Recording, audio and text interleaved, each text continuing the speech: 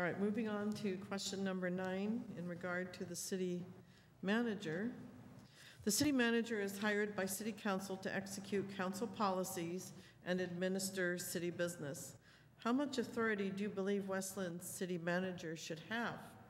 Should he or she, have authority to proceed on projects without specific council approval, such as the solar highway, And that's different than what we have. That's not the question, Julia.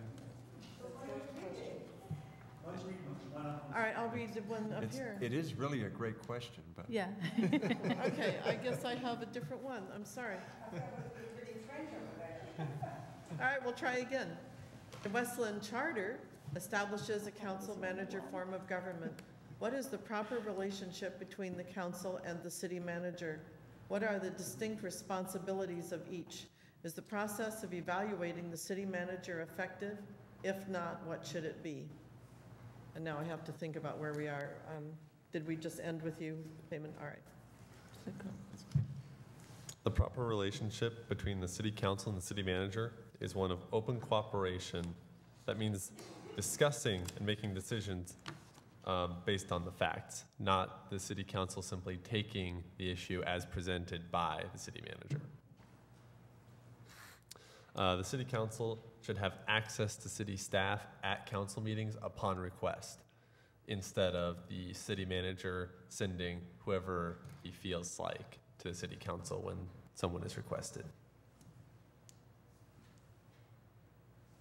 All right, Gail Holmes. Well, the city manager works for the city council. They can hire and fire any city manager that they choose. City council works for the people. And the people must speak up to inform the city council of their needs and concerns. So when we step out of this process, I see that we have a complete breakdown. The city manager should be evaluated by the city council and I think by all the city department heads. And in that process, those city department heads, that should be a confidential evaluation. This way that if there is any issues that need to be addressed, they can be handled. Where do we need to make the improvements and do so? Thank you. Okay, thank you. Mike Jones? I think the roles of the city council and the city manager are very clear. The city council creates policy and hires, evaluates, and counsels the city manager. The city manager implements that policy and directs staff in their day-to-day operations. It is also clear that the city council has not always adhered to its prescribed role, and at times the city manager has created or at least moved in a policy direction because the council could not agree on a given policy. That has, in the past, led to a great deal of confusion, conflict, and ill will, and it must stop. The key to creating a council that works is to ensure that members of the council bring diverse viewpoints, but at the end of the day, collaboratively set goals that are clear and understandable for the city manager. If the council can't create policy, the citizens can't know what they should expect of the city, and the city manager can't move in the council's desired direction. Further, there can't be a legitimate evaluation of the city manager if the city manager doesn't have clear and objective goals based on the council's policy direction.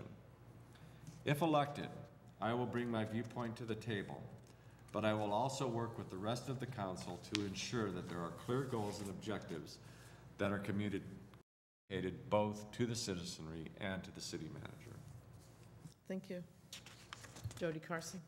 It's very clear in West Linn we have a city manager form of government.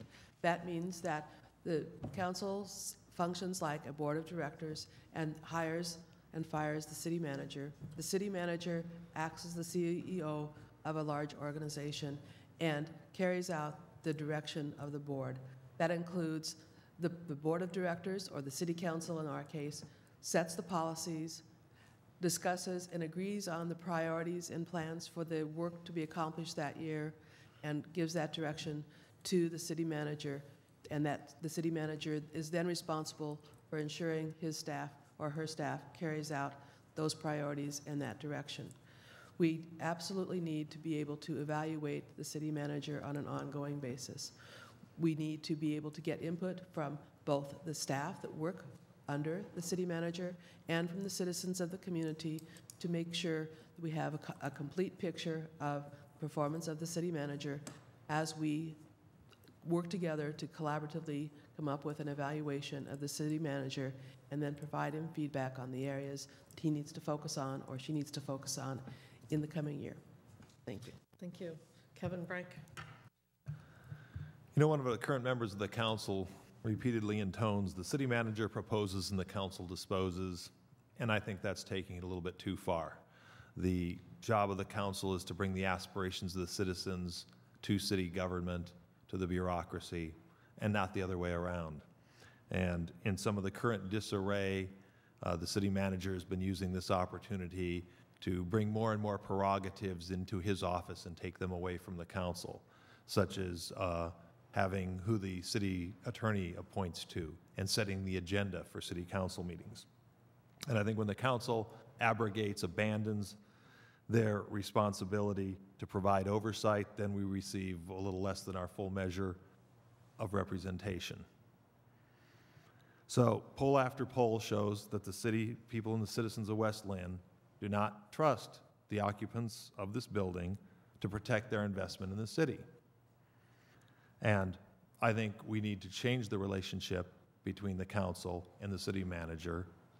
And I don't believe that giving the city manager a 5-year contract is something that makes the city manager conducive to listening to the will of the council and the will of the people.